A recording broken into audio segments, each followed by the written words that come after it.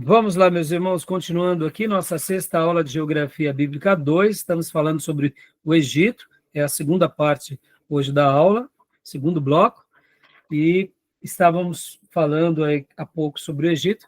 Inclusive, Beatriz, quando você fez aquela pergunta, né, da primogenitura física e espiritual, deixa eu explicar uma coisa, irmãos, até para dar um desfecho melhor na explicação. A primogenitura, ela tem uma origem espiritual, mas ela desemboca no físico, né? Pode ver, Abraão recebeu uma promessa espiritual de que seria pai de muitas nações e Deus daria uma terra. Ele não desfruta nem da planta de um pé para enterrar sua própria esposa, ele tem que comprar, mas ele se apropria da promessa. Assim foi Isaac, assim foi Jacó, vão para o Egito, e quando eles regressam, agora eles conquistam Canaã com Josué. Ou seja, a promessa de Abraão se cumpre em Josué. Como território, conquista. Que ali eles conquistam a terra que Deus tinha dado a Abraão.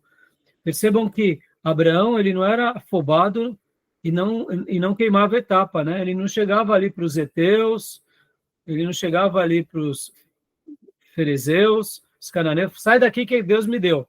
Ele esperava Deus agir. E por que eu estou falando isso? Essa promessa é espiritual, e pode ver que toda promessa espiritual, ela se deságua na vida física, né? Dando aquela ideia de que Deus vai cumprir. Pode ver, Deus nos salva o espírito, a nossa alma, e ele vai transformando a nossa vida, e vai nos abençoando. A bênção é uma coisa que acontece, é natural, né? Então, quando eu falei sobre a primogenitura, pode ver que a gente compreende muito bem a primogenitura com Jacó e Esaú, né? Jacó era o interesseiro que queria a primogenitura, mas ele queria a primogenitura pelo legado físico, não pelo legado espiritual. Pode ver que Jacó mente ao pai, compra do irmão. No primeiro momento, quando ele compra do irmão, ele é um espertalhão, ele troca a primogenitura por um prato de lentilha. Mas se Deus já tinha dito que o filho, o que nasceu segundo, iria herdar, ele não precisava dar ajudinha para Deus. A história de Jacó é a história de alguém que tenta ajudar Deus. E no dia da bênção, porque a primogenitura era confirmada na bênção do pai, do patriarca, na hora dele realmente impetrar a bênção, ele engana o pai. E pode ver que o pai se cala diante de tudo, porque já tinha impetrado a sua bênção. E ali a gente conhece a história, né? Que ele vai para Padã Arã, e depois, enquanto ele vai, Deus se revela para ele em Betel, e ele tenta até negociar com Deus. Então, percebam que Jacó vai entender a primogenitura no Vale do Jaboque. Ele começa a compreender lá em Padã Arã, sendo agora moído por Deus, o atrapalhado, ou o enganador começa a ser enganado, e ele é enganado por Labão, ou seja, tudo que ele plantou, ele colheu, porque a Bíblia se cumpre, e agora ele começa a ter experiências com Deus, desde quando ele vai fugindo, né, da casa dos seus pais. E quando ele regressa no Vale do Jaboque, é o grande momento. Deus muda o seu nome, Deus muda o seu andar, Deus muda a sua vida. E ele entendeu que aquela promessa de Abraão não era algo físico, era algo que espiritual. O físico acontece. Então, por que eu estou falando disso? Que a primogenitura ela tem a ver com esse lado espiritual, mas também com o lado físico. Rúben deita-se com a concubina do pai, perde a bênção. Simeão era o próximo filho, mas juntamente com Levi eles matam siquemitas. Judá também faz várias extrapolias, mas dá para ver que Judá é salvo pelo gongo quando de fato ele se arrepende mesmo, ali quando ele vai levar Benjamim a José, e quando ele se torna aquele pelo qual ele deveria ter sido sempre. Pode ver que quando ele fala a José, na segunda vez que Benjamim é descoberto, né, com o cálice de José, que tem todo aquele tramo que José cria, né, ele fala, não, eu me coloco no lugar, deixa o menino. Não, nós não podemos fazer, ou seja, dá para ver que ali ele se arrepende. Então, dá a entender que aquele momento foi o momento onde a primogenitura espiritual, que deveria cair sobre Rúben, cai sobre ele. Agora, é claro, irmãos, tudo isso é a presciência divina, é a eleição divina. Mas para Jacó, ele via José. E aqui, ó, deixa eu mostrar aqui rapidinho, é isso que é muito legal. A gente está numa aula, né? E por isso que eu falo, irmãos, as nossas aulas, elas mais do que uma aula técnica, ela é uma aula viva, né? Cada turma tem uma dimensão, né? Olha aqui, olha que legal. Só para a gente pontuar e terminar esse ponto. Aqui, quando a gente vem aqui, né, agora vamos sair do Egito, né? Vamos voltar aqui para Israel. Vamos colocar as 12 tribos de Israel. O mapa que o Tomé nos presenteou. Olha aqui a distribuição, né, das 12 tribos. Aqui, ó, as 12 tribos. Olha Efraim aqui. Efraim, filho que recebe a bênção. E olha Siló, lembra Siló? Onde ficou a capital espiritual durante mais de 3 séculos. O que estava lá em Siló? Vamos lá. O que ficava em Siló? A cidade de refúgio? Sim, era uma cidade, quase isso, mas antes de cidade de refúgio, o que era aqui em Siló? O que tinha em Siló que todos iam lá adorar a Deus? Templo? Ainda não, porque não tinha o templo ainda. Não lembro. Aonde Eli morre com seus filhos. Você está quase lá. Porque aqui, Siló ainda é nos dias de Juízes. Foi assim que eles passam, né, o primeiro acampamento, fica em Gilgal, aí Deus coloca o quê? Lembra que eles iam seguindo a nuvem, e aí os levitas iam seguindo, tinham que montar alguma coisa? Vamos lá, vocês estão, eu sei que vocês sabem. É o tabernáculo? Tabernáculo, exatamente. O tabernáculo, ele fica em Siló até aquele episódio dos filhos de Eli, em que o que acontece? Eles vão guerrear e perdem a arca para quem? Para os, aqui, ó, para os habitantes dos filisteus, lembra? E a arca é levada de Siló para cá. Entenderam? Então, Siló foi a capital espiritual do povo de Deus desde os dias de Josué, que depois que a arca passa aqui, vai para Gilgal, eles começam as batalhas, misteriosamente, por uma orientação divina, ficou em Siló. Siló foi a capital espiritual do povo de Deus durante pelo menos 3 séculos a 3 séculos e meio. Aí eles perdem, vai lá para as cidades dos filisteus. Então percebam, em que tribo que era a capital espiritual? Junto, possivelmente, com aqueles que tinham recebido ali o manche, né? Entendeu? A primogenitura física e espiritual. Tá bom? Tô claro?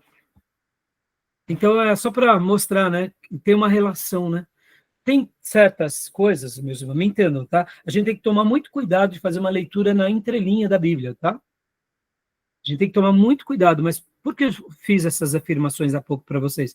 Porque a gente vai ver que muitas vezes os profetas chamam Israel de Efraim. Né? E essa é uma das explicações. Ora, se Deus usou os profetas para chamar Israel de Efraim, é porque ele está chamando o quê? O povo, né?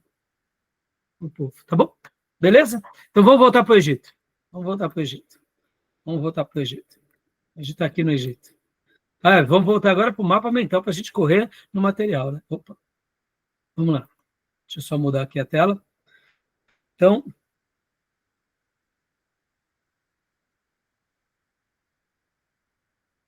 aqui. Vamos lá, meus irmãos. Então, continuando aqui, né? Os nomes, né? A gente está falando sobre o Egito, né, irmãos? A palavra, inclusive essa palavra Egito, viu, meus irmãos? Ela não é uma palavra que era usada por eles próprios, tá? os egípcios, eles se chamavam, eles mesmos diziam que eles eram Misraim, ou seja, os dois Egitos, né? Como que vocês se chamam? Nós somos Misraim, que significa os dois Egitos. Nós somos povo, seria essa nova, esse nome, né? O Egito, na realidade, veio esse nome pelo latim, depois do Império da Conquista ali com Alexandre o Grande, que foi dado esse nome, né? Então, a gente... é um detalhe que a gente acaba não tendo assim muita... A gente acha que sempre eles se chamaram de Egito, assim como Faraó, por exemplo, né, irmãos? A palavra Faraó, também, como a gente aprendeu, ela não era um título que eles usavam com frequência, era o rei do Egito, né? Inclusive, tudo isso começa, inclusive, dando uma referência a um lugar, Casa Grande, aí depois a Casa Grande onde habitava o rei, e aí por essa razão, somente depois que foi chamado de Faraó, mas num primeiro momento, essa palavra Faraó era conhecida pelos outros povos, inclusive pelos povos bíblicos, né? Por isso que se perpetua essa ideia, tá bom? Aí aqui, continuando aqui, deixa eu só passar para vocês, abrir aqui. Egípcios, né? Ó. O que seria também outros nomes, né, do Egito, né? Terra Negra, duas terras, a superior e a inferior. Aqui, como eu disse, essa palavra do Egito, que acaba sendo até meio que um mistério, alguns vão falar que foram possivelmente depois dos gregos que esse nome veio, né? Ou também terra fortificada, né? Terra Negra, meus irmãos, a gente viu há pouco, né? Lembra que a gente falou há pouco sobre ali no delta do Nilo, que descia ali, se fertilizava nas enchentes?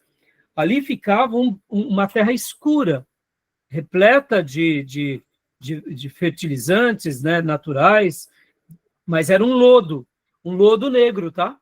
Por isso, terra negra também, tá bom?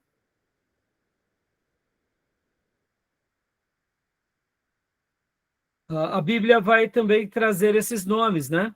Misraim, Gênesis 10:6, terra de Cã, Salmo 105, versículo 23 e 27, e Raabe, né? Dando uma ideia, né, de um povo, Salmo 87:4, dando essa lembrança de ser um gentil, né? Agora, terra de Cã, irmãos, por que terra de Cã? O que vocês acham? Por que terra de Cã? Hã? Pode falar, Beatriz? Por que terra de Cã? Por causa do Edicão, filho do Noé. Exato. Os camitas, né? Exatamente. Assim como os cananeus eram descendentes de Cã, os egípcios, eles também são descendentes de Cã. Olha aqui, mais uma vez, irmãos, essa ideia, né? Lembra? Filho de Cã é amaldiçoado. Lembra que na aula que nós tratamos, lá em Geografia Bíblica 1, falamos bastante isso. Sim, eles eram amaldiçoados, estavam em pecado, meus irmãos. África, né? Mas aí, essa ideia de que porque é descendente de Cã é o amaldiçoado, olha o Egito, eles viveram um período de glória, eles foram um grande império, uma grande fortificação, Israel foi abençoado lá. Então, assim, né, a gente tem que saber que eles eram pagãos, e não estou dizendo que eles foram salvos, é óbvio que não é essa a questão, mas a gente tem que tomar um certo cuidado, porque como o Júnior lembrou agora, por causa dessa leitura vesga, que recentemente o protestantismo começou a dizer que quem é africano é amaldiçoado, quem tem pele escura é amaldiçoado. E, segundo os próprios historiadores e arqueólogos, eles vão dizer, irmãos, que o povo egípcio, inclusive, eles possivelmente eram negros, tá? Essa ideia deles raparem os cabelos por causa da higiene, tem tudo a ver, meus irmãos. Hoje em dia, né? Hoje em dia tem alisamento, eles tinham tecnologia, eles tinham peruca, tá, irmãos? Rodrigo Silva mostra as perucas deles, né? Muito legal, né? Até os faraós também, mas a questão, como é um lugar muito desértico e havia muitos piolhos, então eles rapavam, né? Literalmente, isso era um costume deles. Mas pode ver que nem todos os povos costumavam rapar a cabeça. Então, é bem possível, sim, que eles, a dinastia egípcia, que teve grande domínio, eram de negros. Cleópatra Né? era muito bonita, né? Cleópatra. Dizem que era, né, Júnior, muito bonito. Geografia, a gente já viu algumas coisas, né? Olha aqui, isso daqui é legal. Leia para nós, Tomé, essa parte da geografia. Por favor.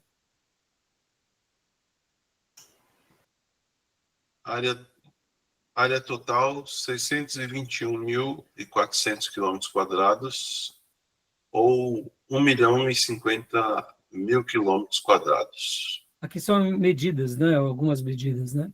Agora, olha esse segundo detalhe. Lembra que eu falei? Quase 5%? Pode ler também. 96% deserto e 4% utilizável. Ou seja, irmãos, toda a história se deu apenas, aproximadamente, em 4% da história desse povo, né? Continua para a gente aqui, também, por gentileza. 99% população em 4% de terra habitável. Ou seja, né, pouquíssimos moram em alguns lugares específicos. O resto está nesse lugar aqui habitável, que geralmente é sempre ali próximo ao Nilo. Por isso que o Egito é uma dádiva do Nilo, né? Continua para a gente. Tomé, por favor. Verdadeiro Egito banhado pelo Nilo. Faixa desértica em faixa temperada. Desertificação. Saara, Líbia e Arábia. Oásis no deserto ocidental, Nilo. Canais. Retém e distribuem água do Nilo. Então, a grosso modo, né, como a gente já mostrou em algumas fotos, exatamente isso, né? Por isso que eu falei, ó, o Saara, a Líbia, a questão da Arábia, regiões muito desérticas, né? Tudo bem até aí? Alguma pergunta? Tranquilo? Bom, as divisões, né, como a gente já mencionou, o Alto Egito, que ficava ao sul, né? Ó, chamado também de... Pode ler para nós, Tomé, por gentileza? Chamado Patros pelos hebreus, Jeremias 44, de 1 a 15. Cidades bíblicas no Tebas, Siene. Vale estreito, 19 quilômetros de largura máxima. Limites: Sudão do Sul, deserto da Líbia, sudoeste, Mar Vermelho, leste, Primeira Catarata, Assuã, norte e Vale dos Reis. Isso, que foi aquele mapa que eu mostrei para vocês. Deixa eu mostrar novamente aqui. Né? Lembra o Vale dos Reis, que é muito interessante? Deixa eu pôr lá para vocês mais uma vez, só para a gente, né, ler. Vale dos Reis.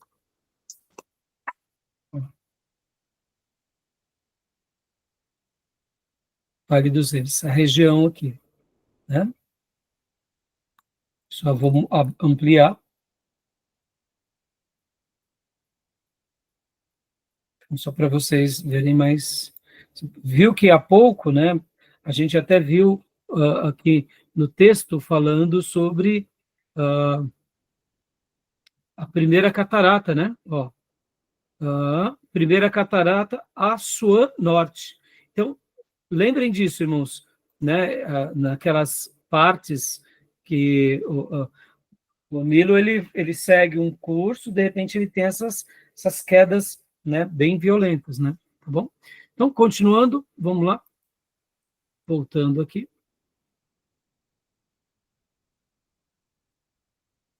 Aqui, a parte baixa, né, que é o norte. Por gentileza, Tomé. Da primeira catarata, Assuã, ao Mediterrâneo. Nilo se divide em dois braços. Roseta, norte, Damieta, oriental. Joia. Divisões internas. Catarata... Dá só uma pausa, por gentileza. Tomé. Deixa eu só mostrar aqui essa área de Assuã para vocês. Ó. Então, aqui, ó, da primeira catarata Assuã ao Mediterrâneo, né? Então, ó, deixa eu só mostrar aqui rapidinho, só um segundo.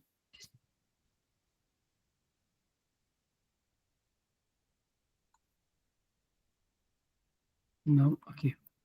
Olha que legal. Então, só para vocês visualizarem um pouco melhor. Ó. egiptólogo. Que é legal, né, Júnior? Hoje a gente tem esse recurso, né, Júnior? Olha que coisa linda, né? Então, tá vendo a sua, né? Então, a gente tem aqui, ó, Assuã, Egito, tá? Então, dá para a gente ver essa região, tá bom? Continuando aqui. Tem que tomar cuidado, senão desligo a nossa chamada aqui. São muitos botões e como eu que acabo fazendo todo o trâmite aqui. Então, pode ler de novo para nós, Tomé, por gentileza. A Tá no primeira mapa. catarata, né?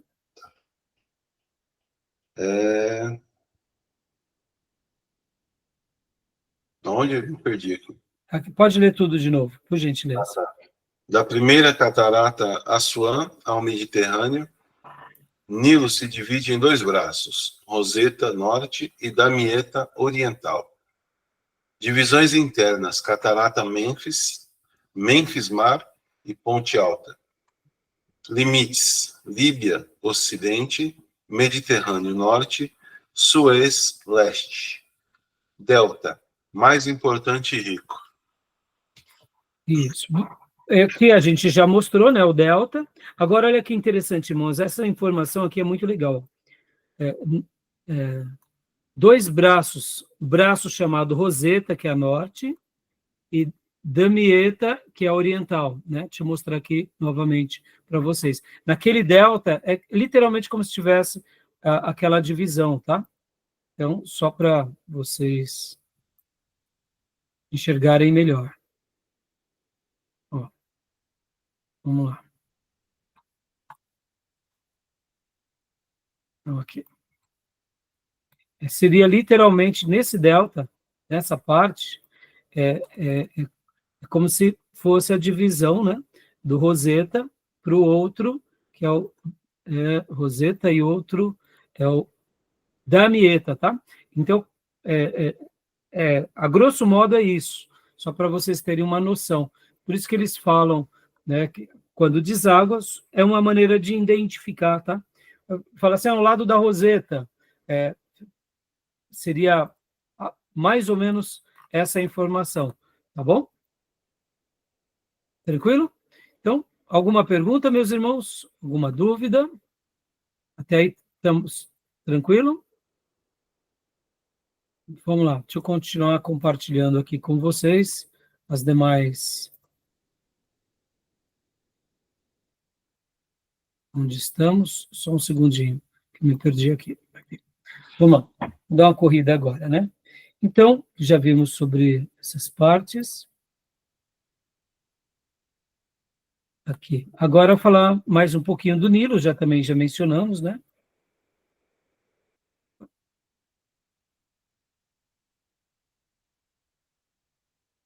Pode ler para nós também, por gentileza.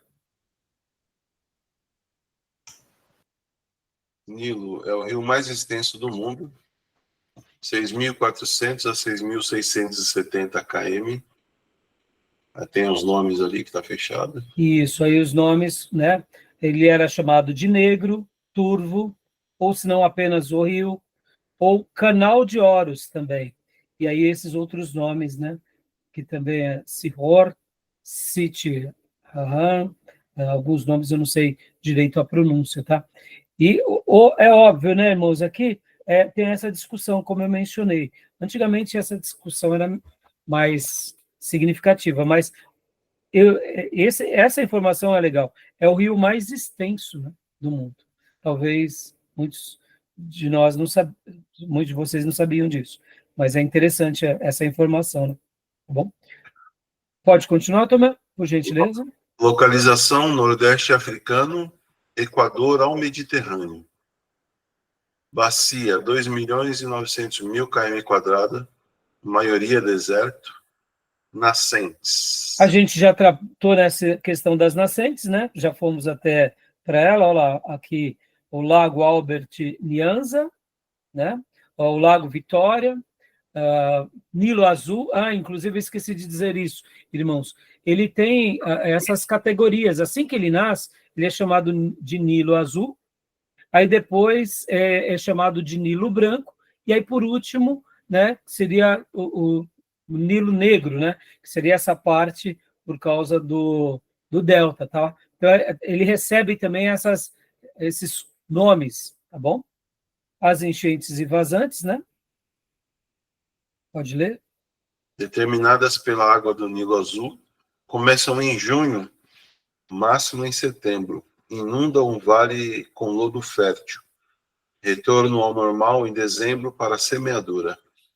Então, como que acontecia, irmãos? Olha só que interessante. Então, até nisso é muito curioso a maneira em que o povo egípcio ele foi treinado, porque eles sabiam que nessa época, que era a época, né, das enchentes, havia as inundações. Então, o que o povo fazia nessa época? Eles iam para as pirâmides, eles iam para a construção civil, eles iam para outros trabalhos.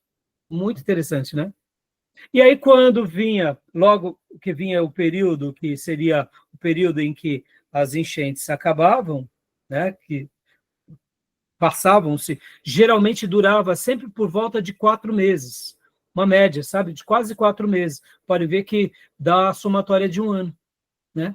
E aí, quando paravam-se as águas, passava esse período, né, das inundações, vinha o período do plantio, porque ficava tudo úmido, bem adubado, terra fofa, eles iam fazendo as suas adubações. Eu já mencionei nas aulas passadas, alguns faraós, aprendendo com a tecnologia deles e desenvolvendo, assim como também eles foram muito abençoados por causa dos sumérios, aprenderam as tecnologias, o que acontece?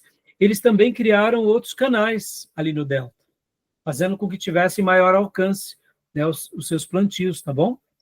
E, por último, depois, então, vinha a época da colheita, ou seja, 4 meses ficavam na construção civil, em outras atividades, 4 meses depois de plantio e depois 4 meses de colheita. Então, dá para ver que era uma economia muito bem administrada. Percebam, irmãos, a disciplina, né? É um povo voltado ao conhecimento, voltado ao estudo. Agora, é claro, eram todos que eram estudiosos, eram todos que sabiam ler e escrever. Rodrigo Silva traz essa notícia dizendo que não. Os egípcios que sabiam ler nos seus dias, eles recebiam um protagonismo muito grande na sociedade. De contrapartida, Elite, como eles acabava sendo literalmente eleito como parte da elite, Júnior. Exatamente. Agora, olha que curioso, irmãos. Era um país próspero. E por ser próspero, todos eles comiam bem, mesmo aqueles que trabalhavam em trabalhos mais campesinos, mais agrícolas, ou mesmo na construção civil. Havia, sim, as pessoas que viviam um pouco mais distante, que sofriam um pouco mais, mas mesmo assim não faltava comida, ou seja, era um lugar muito bom de se viver, quando a gente pensa. Aí fica um pouquinho mais clara aquela reclamação dos nossos irmãos quando eles estão indo, né, para Canaã. Lá no Egito a gente tinha cebola, lá no Egito, né? Porque até mesmo como escravo comia bem. Entendeu, irmãos? Outro detalhe, meus irmãos, essas águas do Egito também, em alguns lugares do Nilo, aliás, estavam ao mesmo tempo, tinham muitas argilas, né? E com argilas e com ali as palhas, a gente relembra daquilo que aquele faraó fez com que os nossos irmãos sofressem no passado, que é o quê? O castigo, né? Criando o quê? Tijolos. Sim. Então, percebam que quando eles não estavam na agricultura, eles não estavam no plantio, eles estavam na construção civil. Então, realmente foi um período de muita prosperidade, né? O período que José fala lá, de 7 anos de fartura, 7 de vacas magras, né? Há a hipótese do Nilo ter secado também, não? Será? Então, segundo alguns estudiosos, Júnior, essa era uma coisa recorrente até certo ponto, em várias épocas. Não foi uma coisa exclusiva só dos dias de José.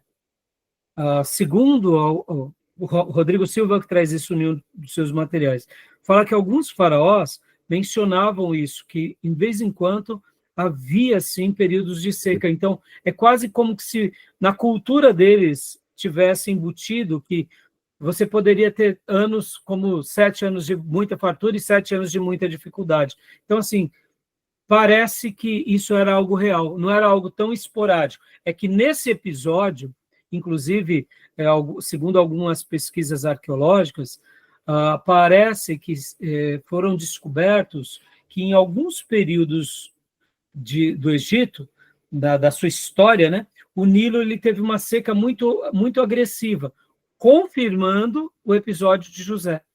Tipo assim, nunca teve uma seca tão intensa, entendeu? Mas é claro, né, irmãos, para nós que acreditamos no texto sagrado, para nós isso são evidências. Os cientistas, irmãos, nunca esperem deles validar, né? Podem ver que o Egito, né, muitas coisas que para nós são evidências, para nós são probabilidades, para eles descartam de uma forma contundente, né? Então, né, é bem interessante isso, né? Bom, vamos lá, continuando aqui, deixa eu só mudar aqui. A gente já viu as cataratas, né? Mas vamos só abrir aqui. Como eu mencionei há pouco, né? Pode ler para nós, Tomé, por gentileza. Cataratas. 6 corredeiras entre Assuã e Khartum. Assuã, limite alto, Baixo Egito, energia elétrica, controla as cheias. Outras, Wadi Haifa, Exishimalia, Karima, Berbera e Geili. Granito multicolorido usado em escultura. Joia. Então, você vê as informações, né? E aqui o delta, né? Mais uma vez, né? Olha aqui é uma divisão bem interessante. Pode ler para nós, como é, por gentileza? Não se abre em Roseta Ocidental e Damieta Oriental. 5 estuários menores, tradição 7 bocas. Ilhas de terra fértil, 3 colheitas anuais, Egito, celeiro do mundo, Império Romano. Região de Gossém, José e família, formação recente por aluvião. Né? Aqui, deixa eu até mostrar para vocês, quando a gente falou há pouco sobre a questão de Roseta, deixa eu só mostrar para vocês aqui no mapa, tá? Só para vocês visualizarem. Olha que legal.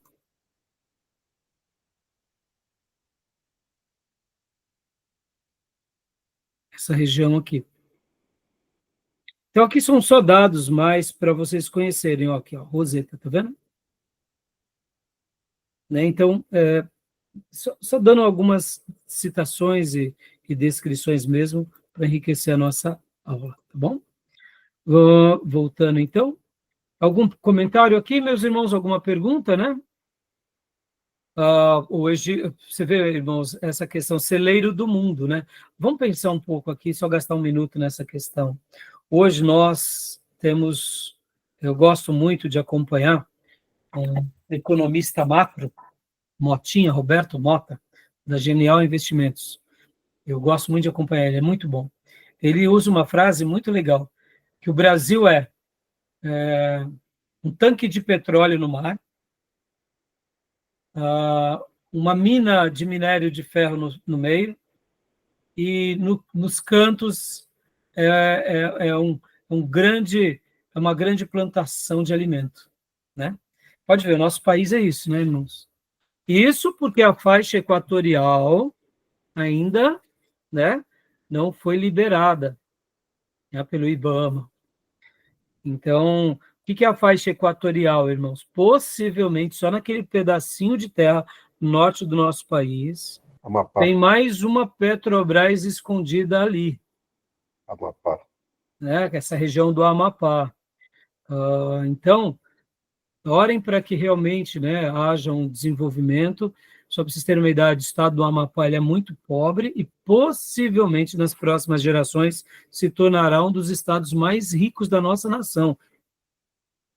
Os nossos compatriotas do Amapá se tornem isso, porque ali, só para vocês terem uma ideia, irmãos, o Amapá é um estado brasileiro, mas ele não está nem ligado por ponte, porque a ponte que começou a ser feita lá para o ano de 2000, está só os frangalhos lá que não acabaram até hoje, ou seja, é uma dificuldade muito grande. E lá, nessa região chamada faixa equatorial, possivelmente tem uma das maiores reservas de petróleo que se equipara, no mínimo, ao nosso petróleo em todo o Brasil, né, na parte, né, que nós já temos dos campos, inclusive o petróleo de pré-sal. E o que acontece? Você vê, o nosso país ele é rico de commodities. Temos o petróleo, temos as empresas de minério. Só para vocês terem uma ideia, só enriquecendo a aula, irmãos. A nossa empresa Vale do Rio Doce, ela é uma empresa tão fantástica, tão fabulosa, que a nossa geografia colaborou tanto com tudo que a gente tem, que alguns países, por exemplo, existem alguns metais nobres, e para eles extraírem, eles precisam de fazer um processo de limpeza imenso, e sai muito caro esse processo. A Vale do Rio Doce é uma empresa tão maravilhosa, assim, nesse sentido de descoberta, de tecnologia e de reserva de minério, que ela tem uma parte nobre, que a própria natureza, né, pelas chuvas e pelas águas fluviais, já limparam. Então, o pessoal da Vale vai lá e simplesmente pega aquilo, tira da terra, exporta. Então, assim, e querendo ou não, né, a tecnologia brasileira hoje no agronegócio, irmãos. Percebam, na época antiga, o Egito era, né, era a terra prometida do mundo, né, até para o Império Romano. Interessante esses detalhes, né, irmãos? Porque não tinha esse sistema de tecnologia, de agricultura. Né? Existia, sim, uma tecnologia. O Rodrigo Silva faz uma menção muito legal, que a tecnologia do Egito, na agricultura, nesses anos, foi superior ao que aconteceu 2.500 anos depois, na Idade Média. Só para lembrar aqui, como eles estavam na frente dos seus dias, né? E lembrando que na Idade Média, quem era que dava para as pessoas o conhecimento de toda a técnica de agricultura? Você lembra, Júnior? A gente aprendeu isso em História Eclesiástica. Lembra? Agricultura, quem é que desenvolvia nas comunidades nos dias dos suzeranos, dos senhores feudais? Lembra? Sim, a igreja. Era a igreja, os monastérios, né? A igreja. Os monastérios, eles tinham essa função. Isso, né? Aquele período, né? Do feudalismo. Então, um pouco antes disso, logo depois de Benedito, quando ele divulga, né? Ele cria ali a ordem e os mosteiros eles acabam sendo replicados mais diante da ordem beneditina.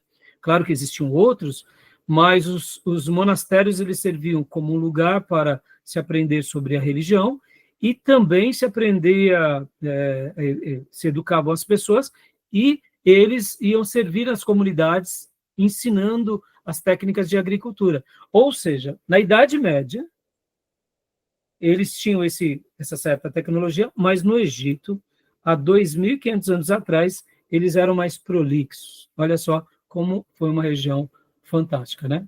Tá bom? Essas outras partes a gente já viu, né? Formação recente por aluvião, né? Seria essas... o que seria o aluvião, irmãos? Sabe quando o rio ele encosta e traz ali as areias, né? Que nem na Praia do Mar, aluvião seria mais ou menos isso, tá? Seria algo assim. Bom, vamos continuar aqui. Alguma pergunta, alguma dúvida, meus irmãos? Não? Então, joia, o Nilo, bom, a importância do Nilo a gente já comentou, né? Mas só vamos dar uma pincelada rapidamente aqui sobre a importância dele. Leia para nós, Júnior, por gentileza.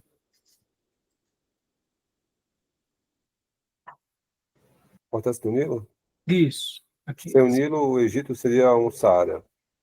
Proporcionou riqueza aos faraós, garantia de irrigação e colheitas farta. base de organizações egípcias. Inclusive, meus irmãos, só para vocês terem uma ideia aqui, né, dessa questão do Nilo, os egípcios, eles eram tão criteriosos, né, com a sua terra, com tudo aquilo que eles tinham conquistado e se tornado, que, inclusive, uma coisa muito curiosa, eles acabavam tendo muitos critérios com relação a essa questão das águas, porque eles sabiam que se alguém, por exemplo, pegasse e armazenassem água ou criasse um canal, as leis do Egito condenavam essa pessoa ao ponto de sentenças muito cruéis, né? Porque como ele é um rio muito longo, mas se de repente qualquer canal, em qualquer época, poderia beneficiar algumas famílias, né? Porque a gente tem que lembrar aqui que a água era sinônimo de vida, sinônimo de colheita. Então, eles eram muito cuidadosos sobre essas questões, né? Então, é um dado bem, bem importante que a gente não pode perder de vista, né? Tá bom? Bom, a gente já viu, né, essa parte, já viu aqui a importância, né, a importância aqui, a base das organizações, né? Então, quem cuidasse, as autoridades, eles eram muito criteriosos com essa questão do armazenamento, né? Quando a gente fala de armazenamento, irmãos, vamos pensar aqui na questão lá do delta, aquelas regiões, criar lagoas, né? Lagoas pessoais, né? Então, havia toda uma questão muito, muito criteriosa dos egípcios também, né? Que era economia também, peixe, né? Sim, exatamente. E agora aqui, o calendário a gente já viu, né? Olha lá, né? Pode ler para nós, Bia, por gentileza, rapidamente? Baseado nas enchentes e vazantes do Nilo, 3 estações anuais de 4 meses, 30 dias. Aqueles nomes, né? Esses nomes mais... Inundação, junho a setembro. Perete, inversão dos campos, que é outubro a fevereiro, semeadura. Chomu, que é estiagem, março, maio, junho, colheita. Base para calendários ocidentais. Então, ou seja, essa maneira foi uma base para os nossos calendários, né? Tá bom? Vamos lá. A gente já comentou sobre isso, né? Aqui, pode ler para nós, Beatriz? Medir a altura das águas do Nilo, assegurar colheitas e tecnologia de ponta da época. Né? Que era chamado de nilômetro. A questão dos valores, como o Júnior mencionou há pouco, né, Júnior? Dependendo da sua região que você morava, ou que você tinha suas heranças, valia muito, né, os valores imobiliários. Porque é questão de uma herança fantástica, né? Então, pode ler para nós, Beatriz, por gentileza, né? Os valores imobiliários. Dependiam da quantidade de água do Nilo, muita água, produtivas de alto valor, pouca água, colheitas reduzidas, valor proporcional. Nenhuma água sem produção, valor irrisório. Né? Então, a gente tem que lembrar que naquilo que se diz que é o Nilo como uma extensão de rio, é óbvio, tinha uma certa oscilação, mas tudo isso coadunava principalmente lá no delta. Então, nos anos de estiagem, o delta não conseguia ficar tão fertilizado. Naturalmente, as plantações eram menores, né? Então, aí nos faz lembrar os dias de José, né? Fala, Júnior. A região norte é a região mais rica, a região sul é uma região mais pobre, porque tem muita seca, né? Mais deserto. E muito deserto, né? Não tem esse platô, né, Júnior? Na realidade, a geografia ali não favorece tanto, né? Para criar esse platô, né? Inclusive, meus irmãos, quando a gente pensa assim, né, em muitos países, a gente pensa hoje o mundo está cheio de pessoas, né? Não tem mais lugares. Meus irmãos, assim, é claro, né? Não tem lugares de fácil acesso. Por exemplo, né, a gente tem visto muito agora em questões de geopolítica a questão da China e da Tailândia, né? Tailândia, não, é a Tailândia, né? A Tailândia. A Tailândia, isso, a Tailândia. E ali na Tailândia, só para vocês terem uma ideia, quando a gente pensa na Tailândia, fala uma ilha, né? Meus irmãos, a Tailândia, na realidade, ela é, sim, uma ilha, mas ela só é habitada ali naquela costeira que faz frente, tem o mar da China, né? Que faz frente para a China. E o restante, pastor? O restante são montanhas. São montanhas, são colinas, são vales, é uma geografia muito inóspita. Taiwan, né? Você quer dizer, né? Desculpa, Taiwan, perdoe, Tailândia. Você quer reivindicar, né? A Taiwan, a geografia de Taiwan, ela é muito acidentada. Então, ela tem, sim, ali algumas áreas... Ela é rica pra caramba. Mas ela é rica, mas por causa da tecnologia, né, Júnior? Tecnologia de ponta. Capitalismo. Né? E, ao mesmo tempo, quando a gente pensa em geografia, é literalmente, né, se a gente pudesse fazer um desenho aqui, assim, rústico, é claro, é só aqui, ó, só essa área que é habitada. O resto tudo é montanhas. Né? E aí depois tem mares, mas mares praticamente pouquíssimos a quantidade. Então, assim, o mundo hoje tem muito lugar, mas tem muito lugar que é inóspito, né? Mas mesmo assim tem muita gente. Mas assim, a gente que é acostumado em metrópole e tal, a gente acha que tudo é assim, né? Não, tem muita terra. Brasil, quem já viajou pelo Brasil, vê aí. Quem vai para Minas, estado do Nordeste, quem vai para o Paraná, o Sul, você vê tanta terra, fala, poxa, estão brigando lá no centro urbano e aqui, ó, quantas terras inabitáveis aqui, tantas... E é nisso que a gente tira um chapéu. Agora, claro, os americanos, eles têm os seus defeitos, né, Júnior? Mas olha o mapa americano, como eles dividiram aquela nação e como eles criaram uma nação de oportunidade para todos, né? Sim. Né? Onde chega a cultura americana, o desenvolvimento, eles dão muita oportunidade. Então, isso é um fator que a gente tem que aprender com eles. Eles não são perfeitos, mas quando a gente pensa no nosso país, que ele é tão mal distribuído, né? Pode ver a maneira que as nossas cidades existem. Como que são feitas as nossas cidades? Vai acontecendo, né, irmão? A toque de caixa. Não tem planejamento. Não tem planejamento, né? Las Vegas é feito num deserto. Exato, né? Nevada. É tudo deserto. Olha só. Não quer Vegas. Então, por isso que eles são protagonistas do mundo e não tem o que dizer, né, Júnior? A gente, não estou falando aqui que eles acertaram ou desmataram, foi um outro contexto, mas olha o nosso país.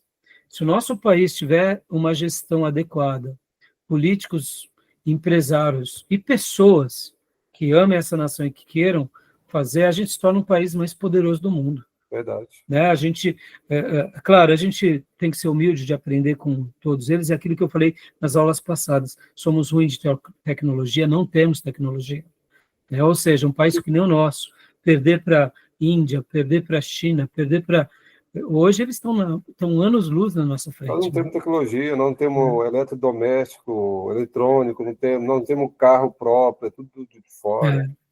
E quando os nossos gênios são gerados aqui, eles vão para fora, né, Júnior? Porque eles são bem cuidados. Então, a gente tem que orar muito, né, meus irmãos, né? Então, vamos voltar para o texto, senão a gente vai devagar, né? Disputa pelas águas. Leia para nós, Beatriz, por gentileza. Olha só, aquilo que eu falei há pouco, né? O livro-texto nos mostra isso, ó. Causa de grandes disputas em tribunais, reter água ou construir represa era grave. Ou seja, era um crime grave. Quem mandou, né? Então, você vê, ao mesmo tempo que o Egito é uma dádiva do Nilo, como disse Heródoto, eles tinham essa cultura de zelo. Né? Eles, depois da unificação, eles foram muito criteriosos, né? De saber cuidar disso. Por isso que foi um império longevo, né? Aí, essa parte é legal. Olha só. Né? Pode ler para nós, Beatriz? Vale do Nilo, faixa verde, exuberante e fértil. Produtos principais. Só para a gente ver, olha aqui, meus irmãos, só para a gente, né, parar agora, olha quanta riqueza, leia para nós, Beatriz. Trigo, base da economia, sustenta o Oriente Médio, centeio, alimento para os pobres, cevada, cereal, forragem, cerveja da Suméria, linho fino exportado usado em vestes, papiro. Né? E aí, no caso, o papiro, aqui, a gente sabe que se tornou, né, olha só, produção de papel, fibra, né? Olha só, rolos, substituiu a cerâmica, lembra? Não era escritas cuneiformes, né? Ou seja, agora uma tecnologia nova, né? Papirologia, ciência dos estudos, né? Então, cordas, barcos, cestos. Então, quer dizer, olha só que coisa fantástica, né? O que mais aqui? Óleo. Óleo, mamona, linhaça, gergelim, animais. Bois, ovelhas, porcos, cavalos, asnos, né? Patos, aves domésticas. Continua para nós aqui, Beatriz. Madeira importada, principalmente do Líbano. Opa, peraí, então quer dizer que eles não tinham madeira, vinha do Líbano. Mas aqui, fazendo uma lição de casa muito rápido, eles tinham Mediterrâneo? Tinham. Era rota praticamente. E qual que era a grande rodovia, irmãos, do povo egípcio? Era o Nilo.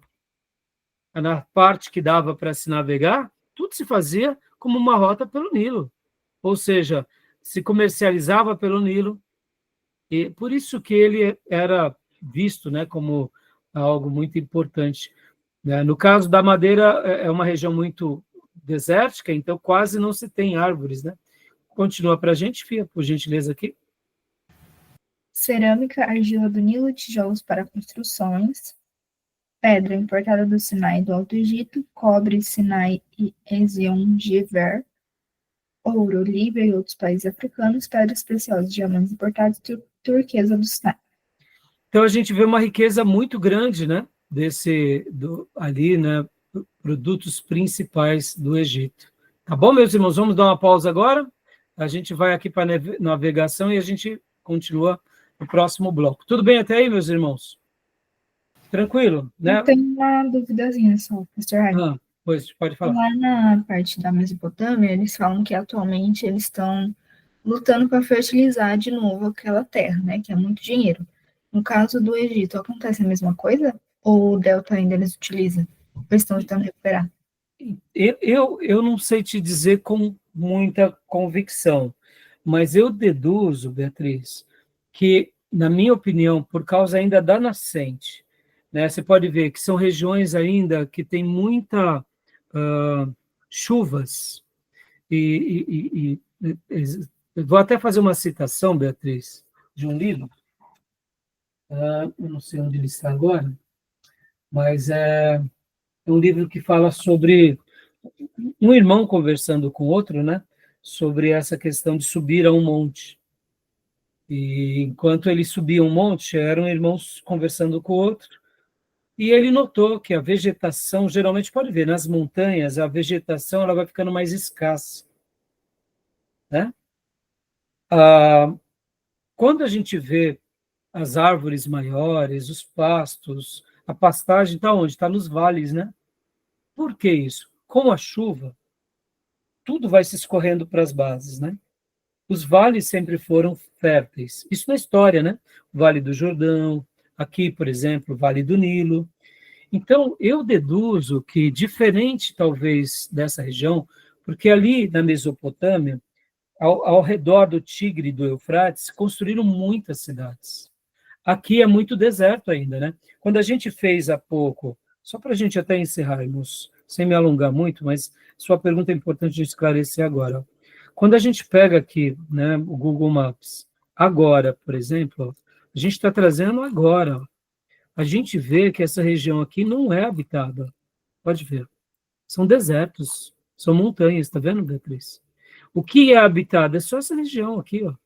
Daqui para cá, ó, até se a gente pega aqui, ó, começa a aumentar, ó, a altitude, ó, 200 metros, tá vendo?